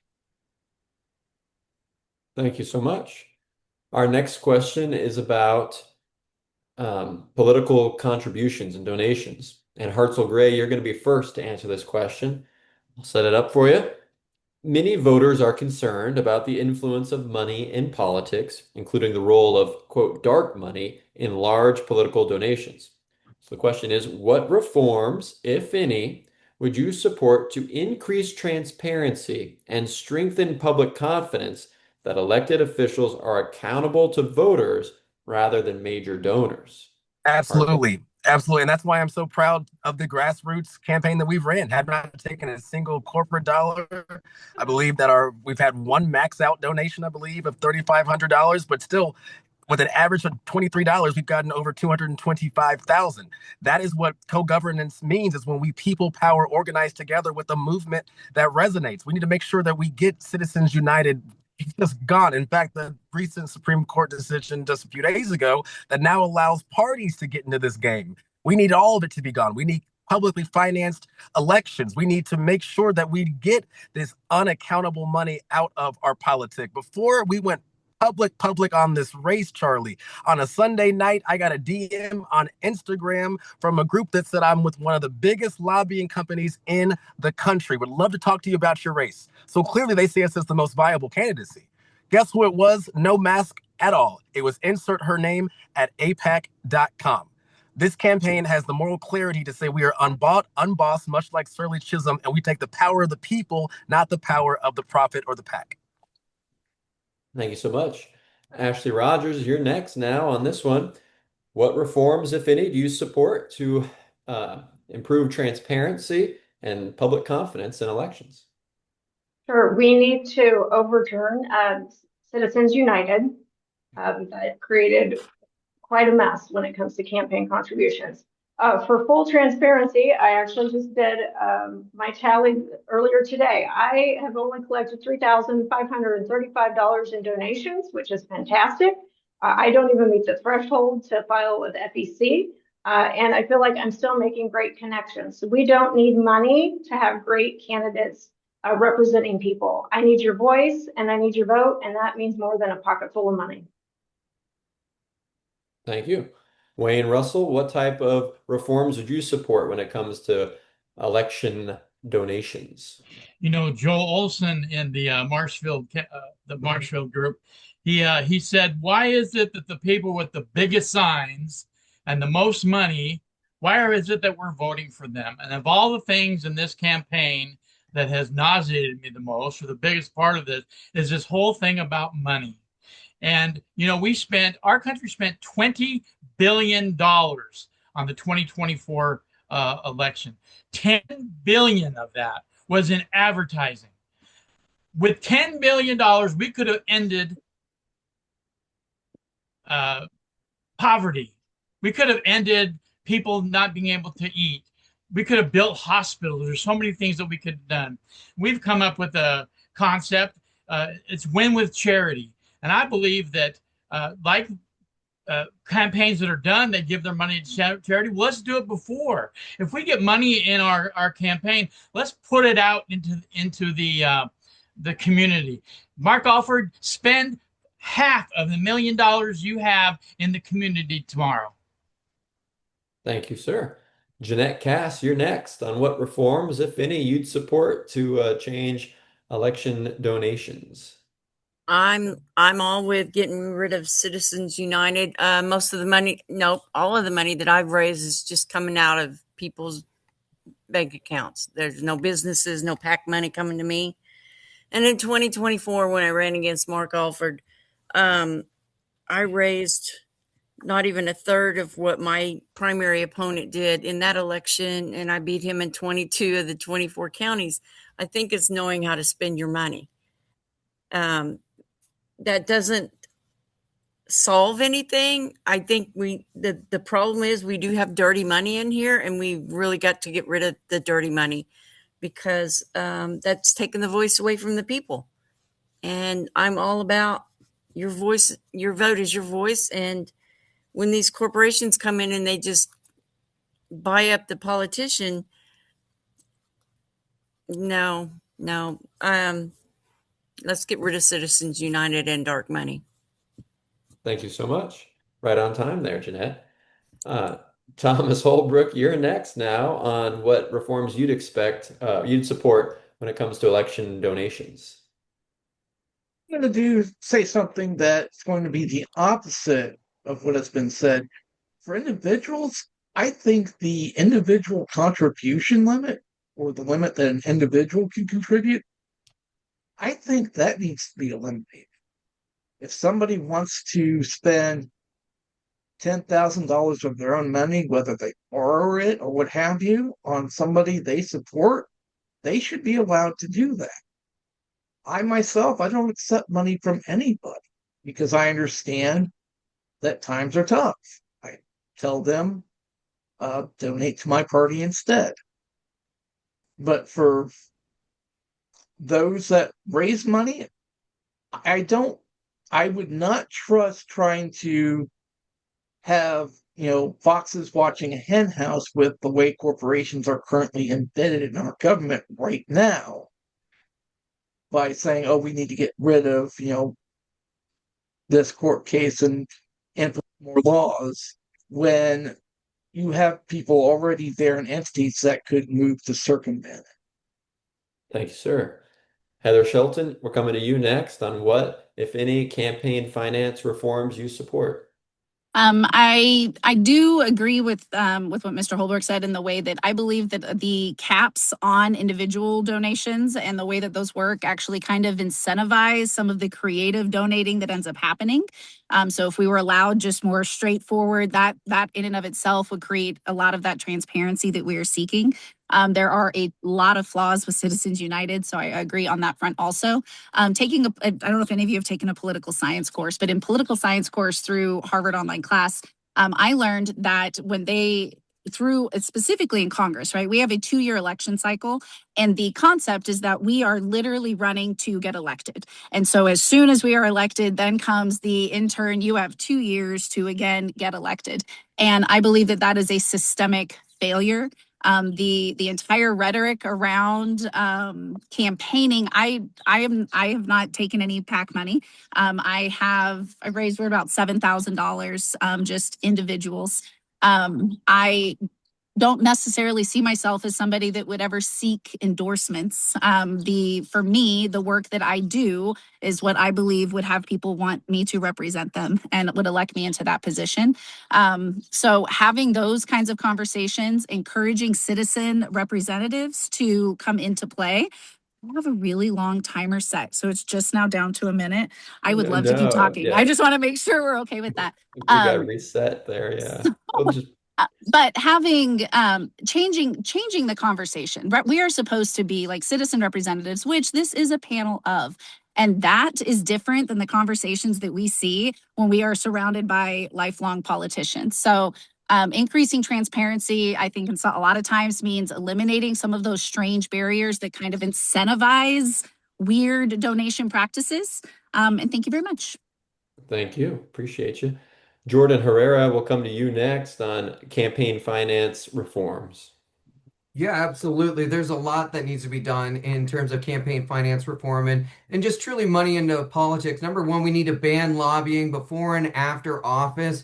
Absolutely, that is a must. I think we also need to fight for publicly funded elections for sure. But let's be honest, there are state actors who've been there for a long time, like Justice Clarence Thomas, who deserves investigation because of the bribes he's accepted and how this money has infiltrated not just the hall of the House of Representatives or the Senate, but also our Supreme Court. It's infested our executive branch and agencies. It's so much more permissive than what we were talking about. And as cryptocurrency and Bitcoin are on the rise and the emoluments clause is under real scrutiny and examination right now, we need to be taking a serious, competent look at what is going on in our offices today. And it requires somebody with the degree and the patience to go down and examine it carefully and make sure that we are protecting people, their voice, because dollars don't vote, people do. And frankly, you can go to fec.gov on any one of us and see what state is our biggest contributor to our campaigns. Mine comes from Missouri. Thank you so much. Randy Miller, we'll come to you last on this question about campaign finance reform. What options do you support? Yeah, I mean, it is a great question, and it also begs the attention of the idea that the people with the most money keep getting elected. And that's just not the way the democratic system was built. And what I would say is what everybody says, it comes down to transparency. As I mentioned before, this is my first time running for office. And when I saw that you could go to the FEC and actually see what people are have donated, that's fantastic. I think everybody should be allowed to see that. In fact, right now, if you go to randymillerforcongress.com and donate, I promise I will put your name on a billboard. That's my transparency. You go to randymillerforcongress.com, donate any amount. I'm going to put your name on a billboard. And I have signed the peace pledge, the anti-APAC peace pledge. So I'm not accepting any kind of PAC money. How big a billboard? Huge. Okay. Right. Great. Thank you, guys. I want to throw in another question here about immigration policy. And Jeanette Cass, you'll be the first to answer this one. U.S. immigration policy has been viewed as complex and difficult to navigate for those seeking legal immigration, asylum, or permanent residency. So, what changes, if any, would you support to improve the immigration system while maintaining border security and ensuring fair and timely processing? Jeanette Cass, you're first. Well, I think that we had a bipartisan bill before Mr. Trump ran for president, and he told Congress and Senate, or he told Congress, don't bring that up for a vote. I need to run on that issue. And he did. I mean, that's what happened. And so now we're spending billions of dollars to ICE for these masked people to go around and break into people's homes and do horrific things. People are losing their lives. So I think we need to reevaluate that. We need to reevaluate ICE and the processes that they are carrying out. But let's go back and look at that bipartisan bill and find out why it wasn't brought up to get voted on. It could have saved us billions of dollars. Several people, what are we around? 40, 50 people have died through ICE with just scuffles with them. It would have saved their lives. There's a different way to handle this situation. And this whole attack on the people who come up in here to try to get legal, it's also costing us money. Oh, I'm running out of money. I'm running out of time. I'm running out of money too, but I'm running out of time. Sorry. Great. No, thank you, Jeanette. I appreciate you. Randy Miller, we're going to come to you next on what immigration reforms you'd support. Yeah, it's a problem. Obviously, ICE is a problem. We need the Supreme Court now to tell us that if you're born in the United States, you're a citizen. It's absolutely crazy. And I'll tell you a story. I worked for the VFW for 10 years, and I met a guy named Prasad Reddy who came here from India. And he knew that immigrants have always been the backbone of our society. And you'd look at the 250th anniversary we just celebrated, and you even understand that more when you go back in history. Prasad Reddy became a natural citizen. He formed a company called Twisted X Boots in Texas, which are fantastic boots, by the way. But this gentleman, he was presented a miniature copy of the Constitution when he went through a ceremony. He loved it so much, he gives a miniature copy of the Constitution with every pair of boots that he sells, and he also gives $100,000 a year to the VFW. He's probably the most patriotic man I've ever met. Well, thank you. Thomas Holbrook, we'll come to you next on what, if any, changes you'd support to immigration. I think closing the borders is a really horrible idea. Japan learned this the hard way back in the 1800s when a U.S. ship that was armed came upon their very doorstep. Closing ourselves off would make us more vulnerable, not more secure. And it would also wreck our economy. A lot of people have misconceptions about immigration. And from what I could tell, every time somebody says, just follow the rules, what they really are saying is, we don't want you here because I don't like who you are and how you look and all of that. There's a lot of bigotry involved. And as a libertarian, I believe in freedom of movement. We need to be less restrictive on immigration. By all means, have stuff related to our own security, but we're clamping down way too hard. Great, thank you. Hartzell Gray, we're coming to you next with what changes, if any, you'd support to the immigration system. Yeah, I would increase immigration. And to my fellow Democrats who are on this call, I'm curious how much, or if your heart broke when you heard Vice President Harris told folks not to come here. It broke my heart. We need to make sure that we are increasing pathways to citizenships. We need to increase funding for judges so that we can get these trials moving. I mean, our folks aren't trying to do things wrong. There's just no help. There is literally no system that wants them here. That's why we have to get in here and lead with humanity, lead with the idea that is on the Statue of Liberty. Listen, I want to make sure that we defund ICE and take that money to invest in pathways to citizenship. I think we need to get rid of the Department of Homeland Security, which what we know and what we have seen every single day on our phones is that this is a Department of domestic terrorism. That is what this agency is. I was meeting someone as I was knocking doors. I've been in the trenches. I've been there when these ICE 21st century stormtroopers have abducted our folks. I've been there. I have seen it. I was at Quick Trip with one of my friends, had to hide in a stall. This is not who we are. It's not who we will be. We need to make sure we focus on our people, not just the policy. It's our people. Thank you. Heather Shelton, we'll come to you next with your thoughts on immigration reform. When I was in civics class at 8th grade and first learned what was required to run for Congress, and then whenever I re-educated myself on it before taking the stance, one of the 3 minimal requirements to be in this position is to be a citizen for a minimum of 7 years. And I remember learning that originally as part of like an overall civics lesson, and I did not take from it what I took from it now, which was that there was not some foresight that we would all be a nation of immigrants in 2026 and that we would need to honor that. We were a nation of immigrants from the founding. That specific piece of the Constitution is in place because the individuals running for these positions were themselves immigrants. So the hypocrisy is something that I struggle with, identify, and I tend to point out very, very broadly. We are seeing extremely profitable, inhumane camps holding human beings right now. That is not an immigration policy. There is reform. Every American citizen is documented the moment they're born. So documentation is not the issue or the conversation. Finding ways to do that appropriately, I am 100% for, but we are a nation of immigrants. Thank you. Ashley Rogers, what, if any, changes do you support to change the immigration system? Sure. Thank you for asking. I would immediately abolish ICE. Let's be clear that these detention centers, we need to call them what they are. They are concentration camps. They are not interested in deportation or reform. These are big business private companies that are investing in ICE concentration camps. Mark Alford is acting as the real estate agent for ICE. He sent a letter to Todd Lyons on January 16th offering sites in Cass County near Belton and Harrisonville.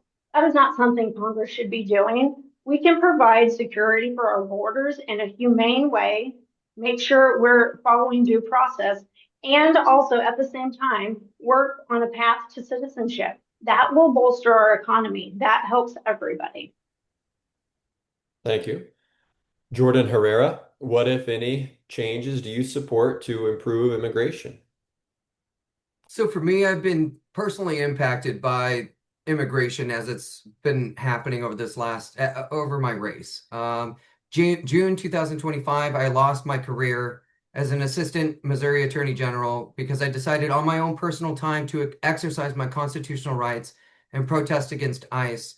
Unfortunately, Mr. Andrew Bailey didn't like that, and in an act of political retribution, I was terminated within 2 days. I've been running my race on disability income only since June of last year. Right now, DACA is American. We don't need expanded protections.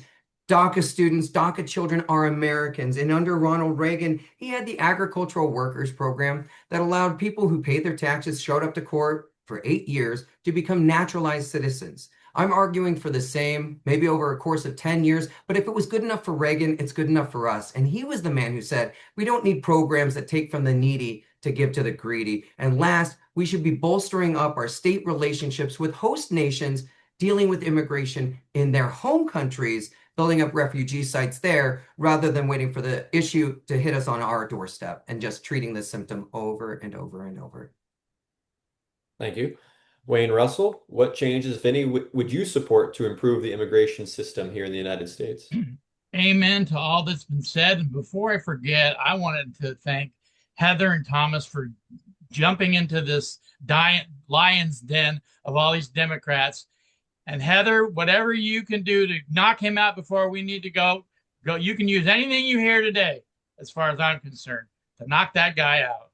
But $70 billion approved for ICE to do what they're doing. $70 billion. Once again, it comes to money. Give us $70 billion to fast track, or whatever you want to call it, citizenship. This administration has spread the lies that the immigrants were filching off of our economy. Our economy was stronger and is stronger because of immigrants working in our country. And we need to do what we can. Instead of trying to kick them out, let's bring them back in and give them all of the benefits that they need. Why is it the biggest reason they don't go through the whole citizenship problem is money and the time it takes to be able to do it. Thank you all, candidates. It's now time to get to our 2-minute closing remarks.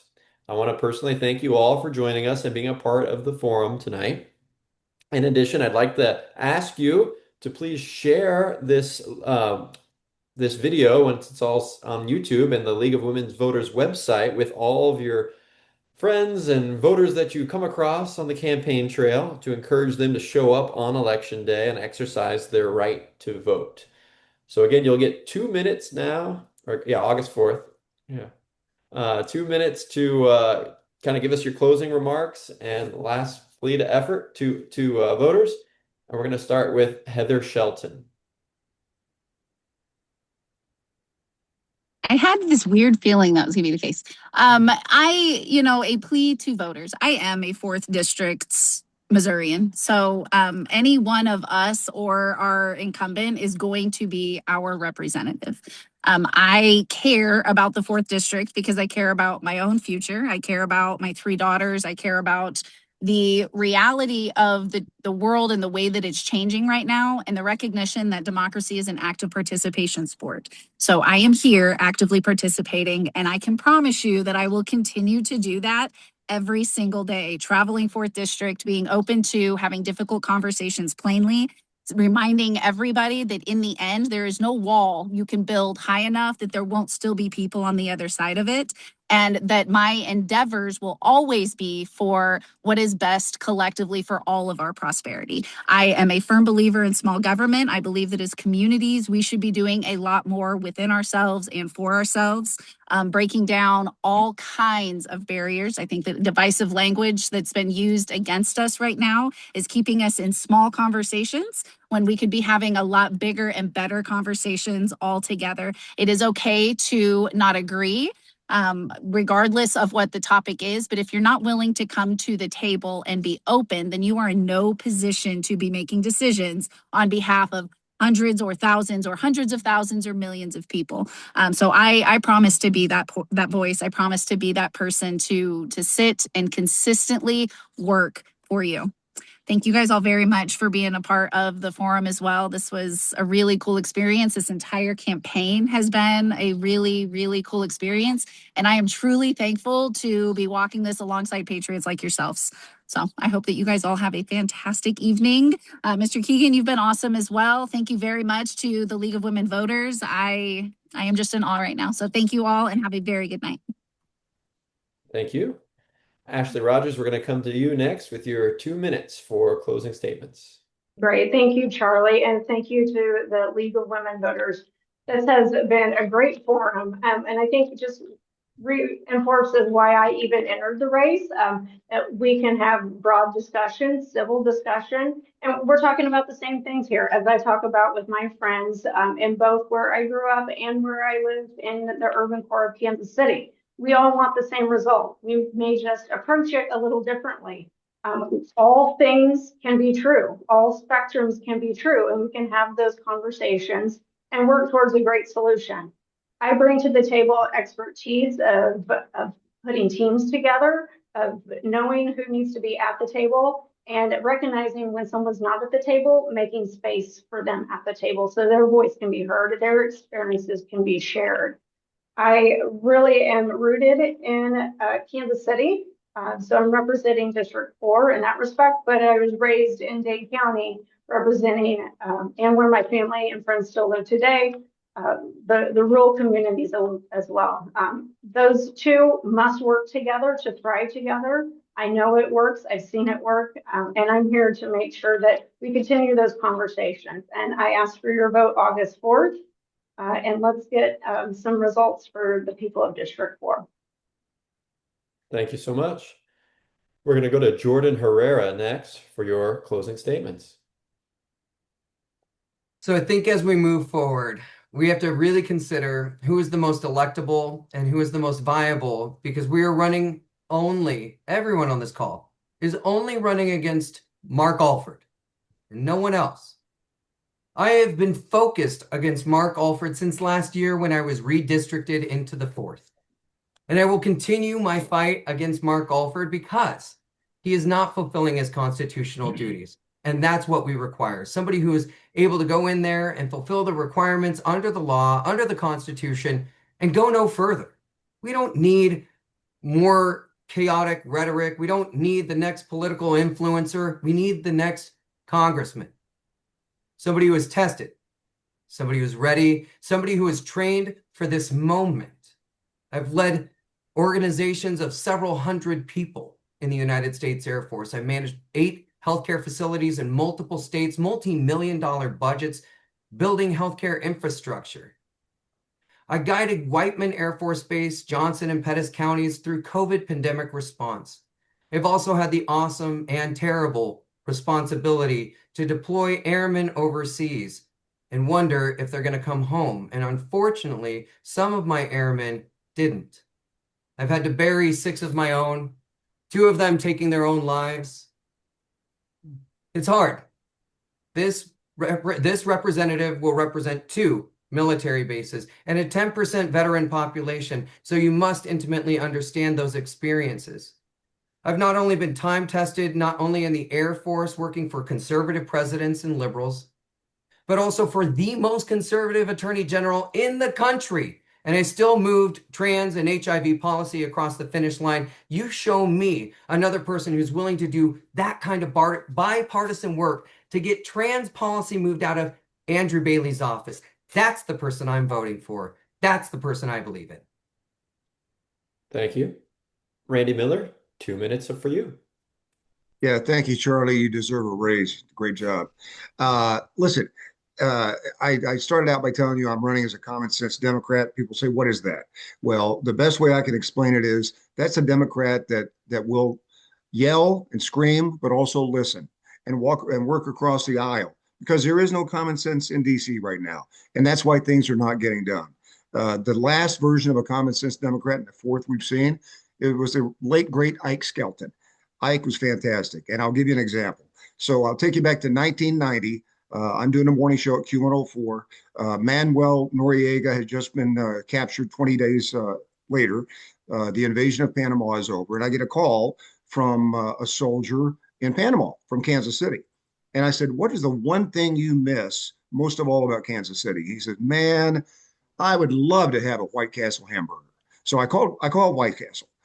White Castle said, we could do it. You need to get us a C-130 cargo plane. So I called Ike Skelton. Ike Skelton said, let me work on it. And about a week later, he called. He said, okay, I got to C-130. Do you have a passport? And I said, no.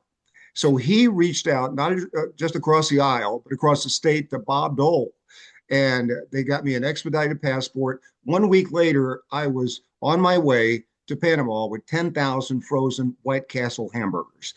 That's the kind of thing that gets done. You have never seen so many happy people in your life, but it's going to take somebody like that. And it's going to take somebody like that to beat Mark Alford. I've known Mark Alford for 20 years, and that's how I know I can beat him.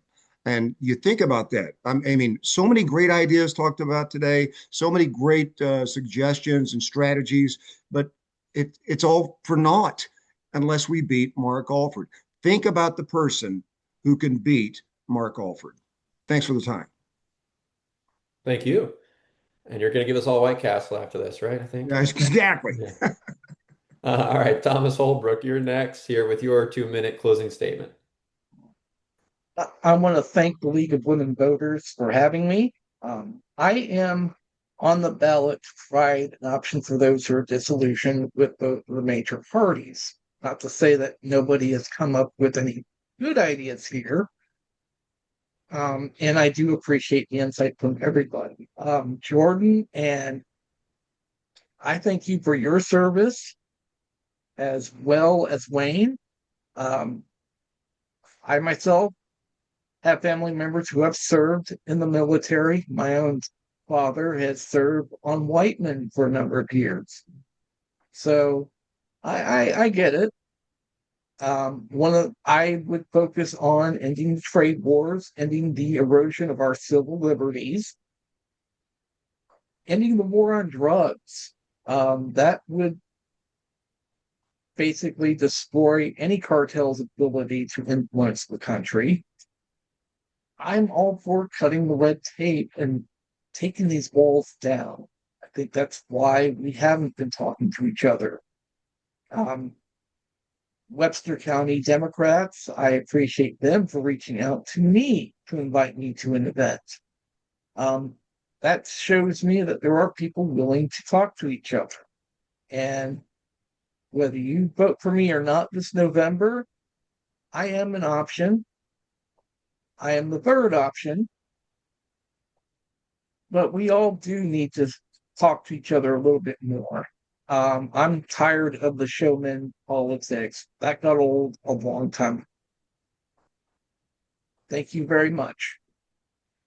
Thank you. Hartzell Gray, the next 2 minutes are yours. Yeah, Charlie, thank you so much. You're incredible. Thank you to the League of Women Voters, what you all have done. The history of League of Women Voters, that is how we build power. And I just thank you so much. Listen, I'm not running to ask for your vote to have me vote for you to do a thing for you. No, I'm asking for your permission, friends and family, that I may walk with you as we do a thing together. This is a time that does not require any one person. It requires a movement, a coalition that says that we do, in fact, demand it all. Let's not forget about why we're running. We're running because we want to make whole the souls of our folks. We need to guarantee that we deserve it all. We guarantee universal health care. We guarantee a social housing, that job that is yours. We guarantee that we tax the rich. We guarantee that we get out of these forever wars, and then we can pay for our universal SNAP. We can pay for universal child care. These aren't pipe dreams. These are the people's policies. These have always been ours. Since day one, we are part of a radical, beautiful working class tradition. This American promise is ours. It is life, liberty, and the pursuit of happiness. We got life. We got a bunch of woke folks on this call. What are we going to do? We got to find a way to do something. We chose liberty. We chose people power, not profit power, not pack power. We chose that liberty, which is now a mandate for us to pursue our happiness. Again, that happiness is guaranteeing it all. It is saying that you, yes, deserve to be free and fed, but it's also a mandate. It's not an intellectual exercise. This is yours. Abortion care is yours, making sure that you can get from point A to point B because public transit is also yours. My friends, if someone is telling you don't deserve it all, it's because they're getting paid to tell you that. Don't believe them. Believe in us. We got us. We can guarantee what has always been ours because our time is now. We have it within our power, as Thomas Paine said. Thank you all so much. HartsvilleForCongress.com. Would love to have your support. Thank you. Wayne Russell, you have 2 minutes now for your closing statements. Again, thank you, League of Women Voters, for giving us this opportunity. I think perhaps during this time or during the campaign, people can know how incensed I am with Donald Trump and Mark Alford and the condition of our country today. I'm incensed. I'm sickened. The reason I got into this is there's just one goal, is to not have Mark Alford there. That is that is the goal. We heard all of the different ideas and the issues. I think pretty much everyone here believes the same thing. What Hartzell just eloquently said, we all believe that. Those are the things that we're here for. And, you know, I think maybe of all the people here, I'm probably the only one who can't vote for myself. I started this off Columbia being in that district. I had a coalition. I had a group. Well, that's gone. So, you know, Randy said he's going to put their names on the billboard. Well, my 10 voters, I'm taking it to Disneyland. You know, I know the reality of the way things are. What's most important is that Mark Alford not be here. And yes, the issues are important, but we need to think of these three things: competence, character, and compassion. There has to be the competence. You know, we talk about unions. Well, Jordan's got like 6 or 7 unions supporting him. Jeanette's a farmer. Randy's worked with veterans that we need. Hartzell has a great movement that he's working with, and Ashley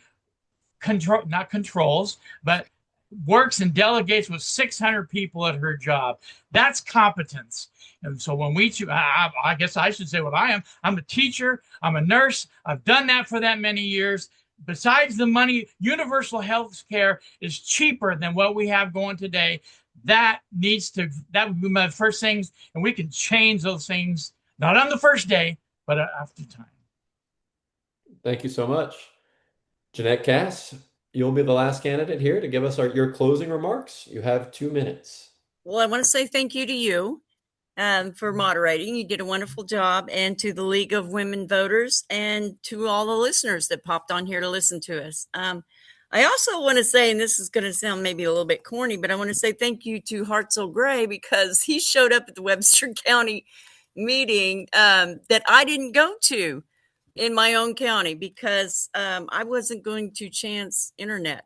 When you live out in the rural counties, we don't have broadband, and our internet is spotty at best, as you heard him earlier, kind of breaking up there a little bit.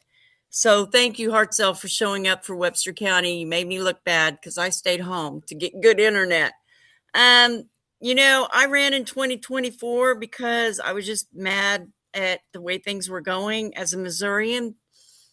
I wasn't raised in a state. I mean, this is my lifelong state, and I wasn't raised in a state that is the way it is today.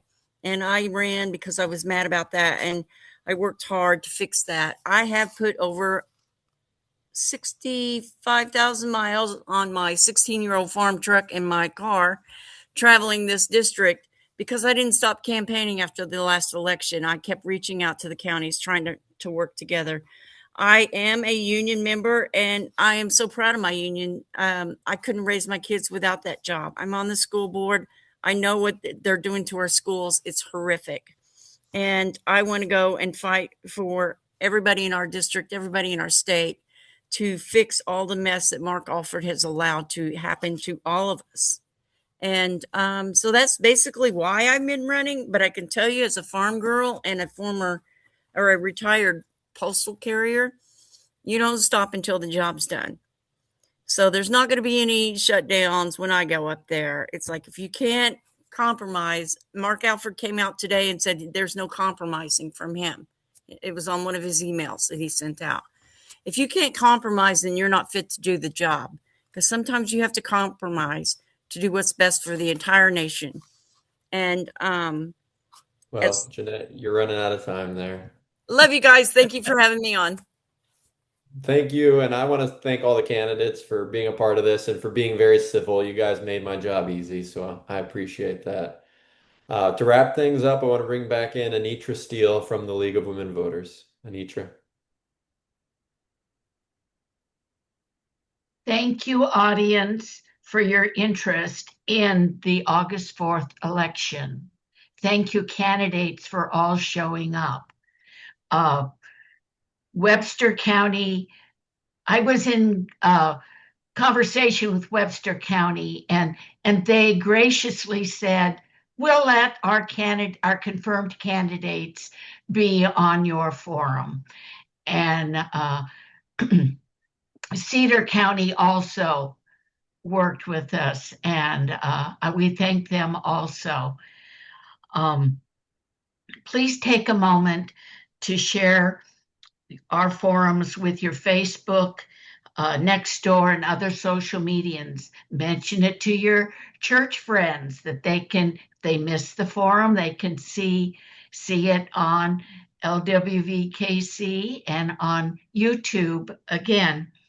And remember, for voting and candidate information, visit lwvkc.org and vote411.org. Thank you. Good night. Good night.